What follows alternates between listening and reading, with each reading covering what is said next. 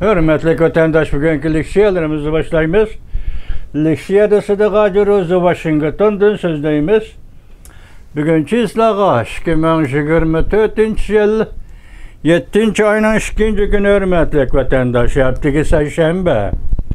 Bugünkü vaziyetimizni ve leksiyalarımızı sizge sözleşten avval mundaq bir işki abzas kıska haberini vatandaşlara tapşıraylı. Ekranda Xi Jinping mundaq ifade bildirdi. Cüngolukla ecellik bir peytki yetip geldi. Asli mavzu mundaq. Xalq pulunun qimmatini saqlab qalgılı bolmaydı hamda. Xi Jinping Cüngo'nun hazırlık altını aşkarılap, Cüngolukla iki xil tallaşqa duş geldi dep görsetdi. Ümit sadası 7. ayının 2. günü YouTube. Demek bir devlet rehberinin muşu derecede ifade bildirişi, ben şunda oyladım, iqtisadqa nisbeten aytqanda siyaset salmığı çoğunraq durdu vatandaş. Bu siyaset salmığı belki devletin işki kısmı qartılgan siyaset salmığı, belki devletin sırta qartılgan siyaset salmığı. Şunun bilan ikinci haber mundaq vatandaş, muşunga münasebetlik dep qarang. 7. ayının 2. günü iqlim meseleleri söhbeti. Tinchlikda birga turishning 5 prinsipi. Yuqori maqomda xotirlash. Beijing ajdahor mesellik diplomatiyadan voz kechish niyatiga keldimi? İkinci tekçede, yani ikinci katekçede ayrılgan oturdu. İkinci katekçede mundaq görüstüldü. 3. umumi yığından keyin Cüngo'nun Amerika'ya qaratqan diplomatik siyaseti de zor özgürüş bulamdı qandaq. Amerika vazı video film kanalı 7. ayının 2. günü. Avvalqısı Cüngo'nun taşqi vaziyetideki hazırkı ahvalı qartla aytilgan söz yoki Reis Xi Jinping bildirgen ifade desiniz, keyinkisi muşundaq işki taşqi vaziyet astıda ve muşundaq asasda endi Amerika Qo'shma Shtatlari qaratgan Cumhuriyet Halk Cumhuriyetining diplomatik siyaseti özgürüş bulamdı. Endi özgürüş degende burunqisi ajdahor mesellik diplomatiya edi. Ta hazırgacha endi ajdahor mesellik diplomatiya bilan Amerika Qo'shma Shtatlariga munosabat qilish mushiyada oxirlashib, endi Amerika Qo'shma Shtatlari qaratgan diplomatik munosabati Cungo'ning mo'tadillashamdi. Ya aqayiq diplomatiyasi davriga kirib kelamdi. Mana bu savollar qo'yilibdi, savollar tuyuqsiz qo'yilmaydi vatandaş. Vaziyatning ifodasiga qarab o'tirib qo'yildi. Yani bunu Amerika ovozi anda davomli ishlayotgan Umid sadasi ikkisi shunda qo'yibdi. Bunun ustiga hozir Qozog'istonga ziyoratga yetib kelgan Cumhuriyet Halk Cumhuriyetining Reis Xi Jinping masalan Shanxay hamkorlik tashkilotining yig'iniga qatnashish Astana Qozog'iston. Ya da hozir qandaq suhbatda qandaq fikrlar o'tirib qo'yildi, o keyingi ish. Aşiyaga Qozog'istonga birga elib kelgan Cungo amaldorlari kimlar? Bir doimiy hay'atlar. Cungo Markaziy Komiteti siyosiy byuroning doimiy hay'atlar deb ismi yo'q. İkincisi Cungo Kompartiyasi Markaziy Komiteti ishxonasining mudiri Saychi. Üçüncüsü Cungo Tashqi ishlar ministrligining ministri Wang Yi.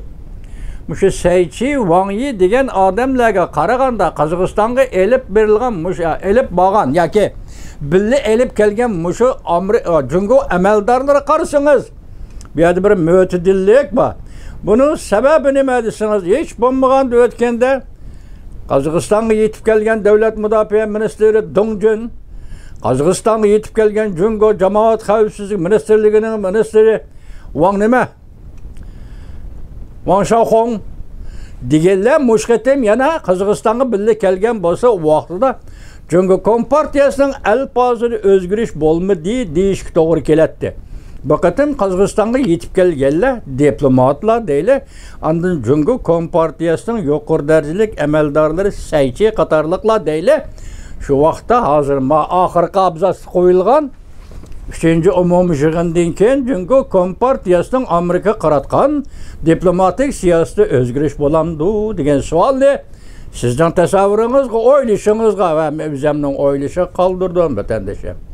Endilikda biz rasmiy xabarga kelaylik. Rasmiy xabarimiz nima desangiz vatandosh endi? Rasmiy xabarimiz mavzu mundaq. Xi Jinping Qozog'istonni ziyorat qilishga yetib keldi. Shanxay hamkorlik tashkiloti yuqori darajaliklar yig'ini qatnashdi. Mavzuli xabar 7-ayning 2-kuni Amerika ovozidan Xitoy til programmasi e'lon qilindi. Xabar mundaq boshlandi. Davlat raisi Xi Jinping haftaning 2-kuni, ya'ni 7-ayning 2-kuni davlat ishlar ziyorati bilan Qozog'istonga yetib keldi. Qozog'iston Ostonada o'tkazilgan Shanxay hamkorlik yuqori darajaliklar yig'ini qatnashdi. Jungo agentlik Xinhua mundaq ko'rsatdi. Qozog'istonning prezidenti To'qayev aeroportda murosim, kutib olish murosimi o'tkazib, Jungoning raisi Xi Jinpingni qizg'in kutib oldi.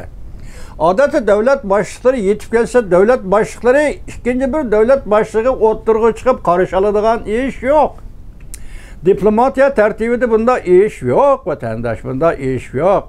Hozir Qozog'istonning prezidenti bevosita aeroportga berib, raisi Xi Jinpingni qarshi oldi desangiz, bu endi addidan tashqari qizg'inlik bilan muomala qilish deb atalamdi va yoki yana boshqa tarafi bormi? Masalan, muavin prezidentni chiqarib qo'ysin bo'ladi. Va yoki eng yuqori bo'lganda Qozog'iston diplomatiya ministerining oldiga chiqarib qo'ysin bo'ladi. Buninglik bilan diplomatiyadagi rasmiy qoida bo'yicha ishlagan bo'ladi Qozog'iston. Bu da Qozog'istonning prezidenti To'qayevning aeroportga yetib kelishi bu bir diplomatik ramkadan chiqib ketganlikda. Endi hozir aeroplandan tushgan raisi Xi Jinpingning kayfiyatidami normallik. Shundaqla bu normallik ustida andan normallik ustidan kutib olishning qizg'inligi. Bu kutib olishning qizg'inligi shularni qo'shganda haqiqatan Qozog'iston bu qatam qizg'in kutib oldi vatandosh. Endi Jungo Tashqi ishlar ministrligining bayonotchisi Mavning 7-ayning 1 kuni mundaq ko'rsatdi. Bu qatimqini qo'shqanda rais Xi Jinpingning Qozog'istonni ziyorat qilishi 5-qatim bo'ladi. Rais Xi Jinping Qozog'istonni 5-qatim ziyorat qilibdi. Rais Xi Jinping mustamlikasi Uyg'uristonni qachon? 2014-yili bir qatim. 2022-yili bir qatim 7-ayning 1-kuni. 2023-yili bir qatim 8-ayning 27-kuni. 3 qatim. O'zining mustamlikasi Uyg'uristonni 3 qatim ziyorat qilibdi rais Xi Jinping. Qo'shnisi Qozog'istonni 5 qatim ziyorat qilibdi rais Xi Jinping. Bu yerda Shanxay hamkorlik tashkilotining shakli va mazmuni Uyg'urga qarshi turish. O'rta Osiyo rayonida Uyg'ur millatiga va Uyg'ur millatchilariga qarshi turish. O'rta Osiyo miqyosida Uyg'urga va Uyg'urning ideologiyalik uyg'onishiga qarshi turish. O'rta Osiyo rayonida Uyg'urni masalan har qaysi davlatlarda hozir yashayotgan Uyg'urni ideologik jihatdan besib turish. Ularni tinchlik, osoyishlik atalmish amaliyotda besib turish. Söz, matbuot erkinligi, namoyish, yig'ilish deganlardan cheklash. Mana bu Shanxay hamkorlik tashkilotining oldiga qo'ygan birdan-bir prinsipi vatandosh. Bu 1996-yil 4-oyning 24-kuni Shanxayda chaqirilgan yig'in edi. Hozir xabarda bu Shanxay hamkorlik tashkilotini 2000-yil, 2001-yili qurildi deyilibdi. Buni nima xabar qilish nima o'yladi buni bilan mening chatig'im yo'q vatandosh. Biroq tartib qanday bo'lsa, shunday e'lon qilish kerak esa qoida. O'rta Osiyo mustaqil bo'libla 1996-2 yildan keyin 94-may 91-yili O'rta Osiyo mustaqil davlat o'rni tepib olgandan keyin 96-yili bo'lsa 4 yildan keyin Shanxayda ochilgan Jungoning raisi Xi Jinping Rossiyaning prezidenti Yeltsin Shanxayga kelib 1996-yili 4-oyning 24-kuni Shanxayda Shanxay axboroti degan ismni eg'iz qolgan edi vatan. Endi bugun kelaylik.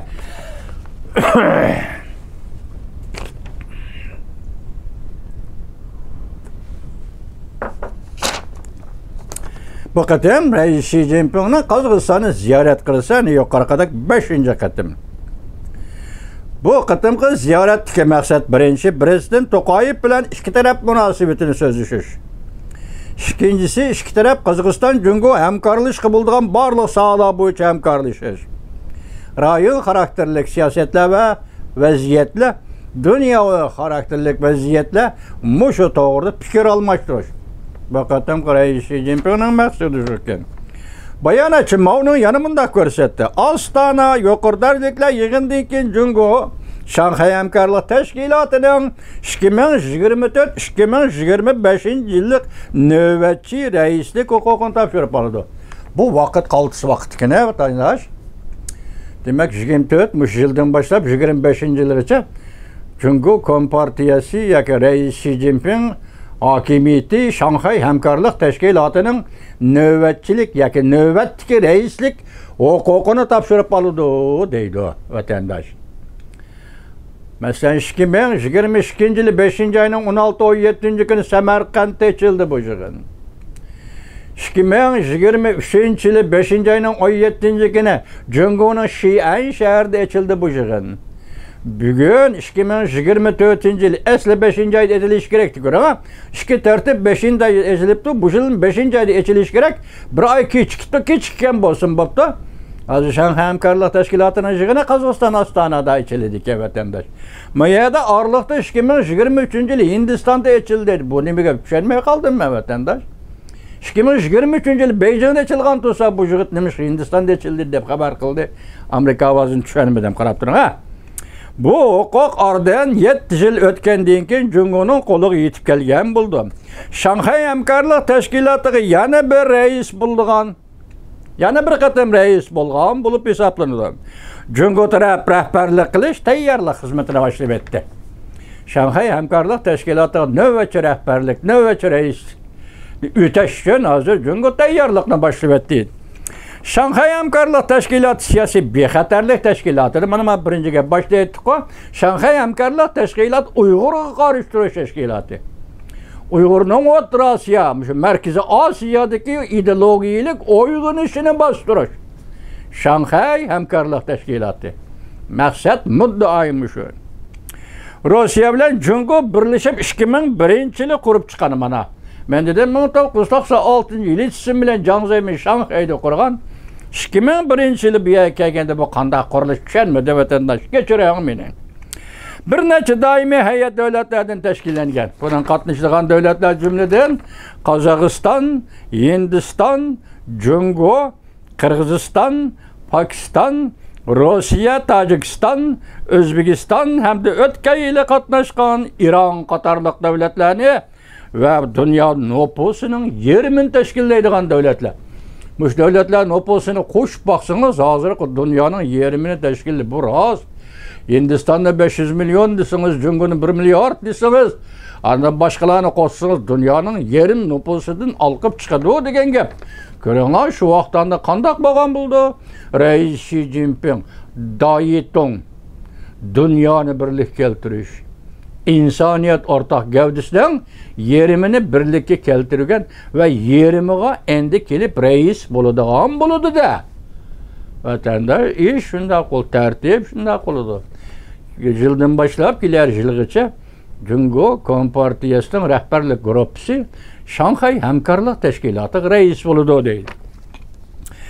Bundan bura 2023-yılı Hindistan'da ötküzülgen Şanghay Hamkarlık Teşkilatı'nın hamkarlık yığınında radyonun muhbiri yetişip kaldım değil mi vatandaşı? Hazır şu vaziyetten Amerika radyosu işlevatkan bazılık vatanperver atalmış vatanperverler badın ha. Ona Amerika'nın ne yap Amerika'nın makul dep ketmeydi bu kişiler bu Xitayını bilirsiniz.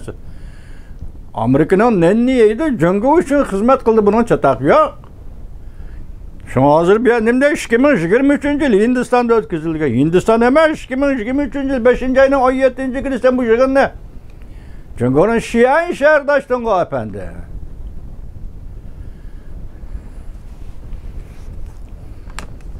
Şu yığında Belarusya bu teşkilatka a'za bulup koşuldu dedi. İhtimal Hindistan'da eçilgini minister dercilikle Şanghay Hamkarlık Teşkilatı a'za devletle Taşkı İşler ministerlerine yığını olsun gerek Hindistan'da eçilgini. Umumi yığını emez. Meli şundak değil. İşkilip Belarusya bu Şanghay Hamkarlık Teşkilatı katlaşkan dedi. Orta Asya belgilik bir yol bir belbağ teşebbüsünün mühim halkası. Muhbir etibadır cuma muhbir. Beijing, Cüngü, Orta Asya tabi gaz turub yolu kuruluşu vədi verdi. Biz tünü gündemde sözüldük. Sibirya 2. numurluq turubu yatkızı soğudu kilişimi yaki soğudu söhbeti Rusya ile Cüngü'nün oturusu üzülüp kaldı. Tamam dedik Türkçe. Türkçe dedim de işke kız gepliyse Türkler tamam. Mine ağzım nereden kırıp kaldı bilmeden bu göbeten de. Esli Uyghur'dan hatırlıyor, Uyghur şuna dedi tamam diye. Bana şu ağzı tamam deyip koydum bana. Dimdeydi mühim halkısı, Orta Asya'da belgelik bir yol bir belbağ. Mühim halkısı. Beijing, Cüngü, Orta Asya tabi gaz turup böyle kuruluşu vədi verdi. Pul salımen bana. Sibirya, Rusya tarafta kesildi. Orta Asya taraftan Cüngü bu yolunu açtı, vədi verdi. Orta Asya ile katnaş yolları alakası kengaytmekçi oldu. Katnaş, meyli tümür yol, meyli avatsiya, meyli taş yol. Belki şundak da katnaş yolu değil. Cüngü bir neç 100 milyard meblağ söyleyip Orta Asya'daki kembeğeller ailelerine köp türlüge meblağ salmakçı oldu. Muşaketimde ve onun burunketimde. Cümleden Cüngü Kırgızistan, Özbekistan, yukarı süratlik asfalt yol kuruluşuna, yani taş yol kuruluşuna meblağ salır. Vatandaşım ben bir hafta burun, iki hafta burun dedim, Gwadar portu toxtab kaldı Kaşgar'dan, tümür yol tartıp yetip baradığım Pakistan'ın Gwadar portu. Kırgızistan, Özbekistan Cüngü tümür yolu bugün ete 27 yıl vakit öttü işe düşmedi. Aralıkta bir haberimde sizlerge dedim, bugün toxtam tüzüldü, imza koyuldu, kol koyuldu. Lekin saladığan meblağ neçe 100 milyar dollarına Cüngü Kompartiyası bankadan komurup çıkıp ya Kırgızistan'ın bankasıga ya Özbekistan'ın bankasıga halkara banka arkalık yollap vermedi. Gep plan tüzüldü, vədi verildi, pul, dollar bu devletlerinin bankasıga kirmedi. Tünügün Erkin Asya Uyghur Til Grup'sı da anladıma Sadirop kol koyuvatıdı, imza koyuvatıdı. Özbekistan, Kırgızistan Cüngü tümür yolu dep. Radyo dışında haber verildi. Endi siz bir gün haberge dikkat kılın. Hazır deydi Kırgızistan, Özbekistan yukarı süratlik taş yol yani asfalt yol kuruluşuna meblağ salmakçı oldu deydi. Bu haberde tümür yol haberi yok. Sebep ne vatandaş? Ya ki tümür yolunun ayrım şartname, taş yol asfalt yolunun ayrım şartname bulamda. Tünüge radyoda tümür yol Sadirop imza koyuvatıdı. Bugün bu erken Amerika Avaz'dan Xitay Tili programı verilgen bu haberde tümür yol degen gep yok. Taş yol, asfalt yol. Bu stratejilik taktika, ya ki stratejilik belge, ya ki stratejilik məqsəd, kelgisideki mudda məqsəd. Plan işki xil buldu, resmi işki girişidiğen plan, yani birisi muddaaname. Bunu muddaaname demepti. Şundaq depti. Evvela deydi temir yol, bugün temir yol çıkıp kaptı Amerika avazada. Asfaltlen taş yol oturuğu çıkıp. Sebep nime? Stratejilik maksat yol bulduğun bolsa hava tanışaş. Vaziyetinin havası ve termometrin tanışıp duruş şundaq gerek bulup atamdı. Men dedim ki dollar Kırgızistan Özbekistan bankası kırdı mı dedim. Ya onda haber yok dedim. Menin bunda ägip oyuntip gelişiminin sebebi nime vatandaş hazır tahlil kılımız tüyende. Endi şundaq bol deyle bir yerde bu işmişin onu tügüdü. Yakında Jungo'nun bir şirketi Tacikistan bilen kelişip, Tacikistan bilen Afganistan çevrasida quyosh energiya zavod qurishni planlı deydi. Vatandaş aralıqda Afganistan bilen bevosita sözleşip Jungo'nun savdo şirketleri savdo ministerligi Afganistan'ın aynek kanıga, yani aynek kanı deydiken uyadilik sirek topa, perek topa madallar çıkıdığan kanı iken şu kanıga meblağ selip Jungo bilen birleşip açmakçı bulup aldı, yokulap gitti. Eğizden çıktı hava, kırıp da sınıp gitti. Endi ikinci bulup bugün yeni haber Tacikistan bilen birleşip Afganistan çevrasına quyosh energiyasi zavod qurishga meblağ saladı Jungo, merhamet. O'rta Osiyoning qurilishi dollardan meblağ selip bu kambag'al rayonlarni taraqqiy qildirib O'rta Osiyoni masalan ikkinchi xil qarashda ana tuvanda ko'ramizlar. Beijing masalan Rossiya 2022 yil Ukrainaga tajovuz qilib kirgandan keyin paydo bo'lgan bu rayondagi huquq bo'shlig'ini to'ldirishga urinyapti. Ko'rdingizmi? Rossiya Ukrainaga kiribdi, bu yer bir huquq bo'shligi chiqibdi. Ajablanasiz vatandosh. Qozog'iston bir davlat sifatida o'zining huquqiga o'ziga. Qirg'iziston bir davlat sifatida o'zining huquqiga o'ziga. Boshqalar ham shundoq. Yana nima huquq bo'shligi bor? Demak, cho'qim bir rayonga ikkinchi bir cho'ng davlat hukmronlik qilishi kerakmi? Demak, cho'qim ikkinchi bir rayon, ya'ni bir davlatning baqindisi qanot ostida yashash kerakmi? Mesela bu şunda siyaset hazır Rusya bilen Jungo'nun siyaset.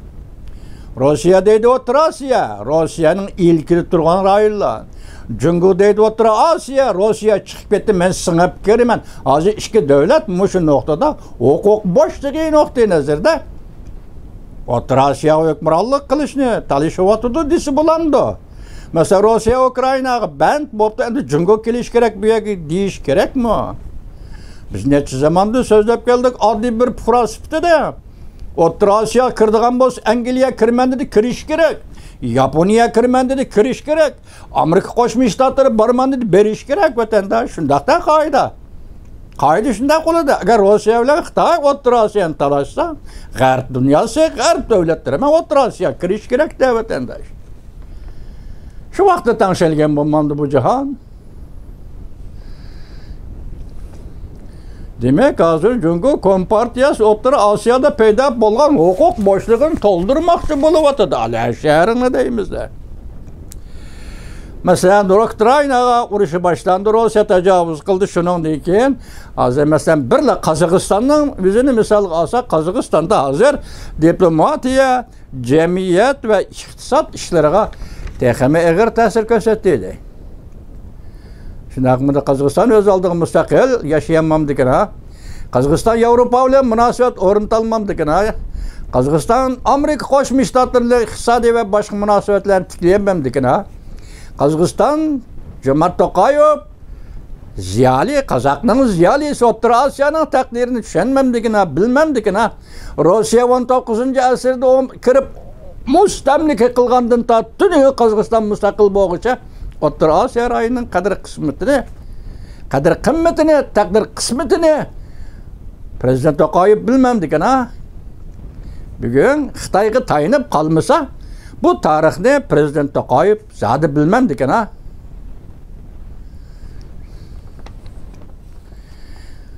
Washington bilim xazinasi Atlantic Council yaqinda e'lon qilgan bir parcha dokladida bunday ko'rsatdi. Jungo dal hozir hayviylik diktator shaklini atrofidagi davlatlar kengaytirish ko'rinyapti.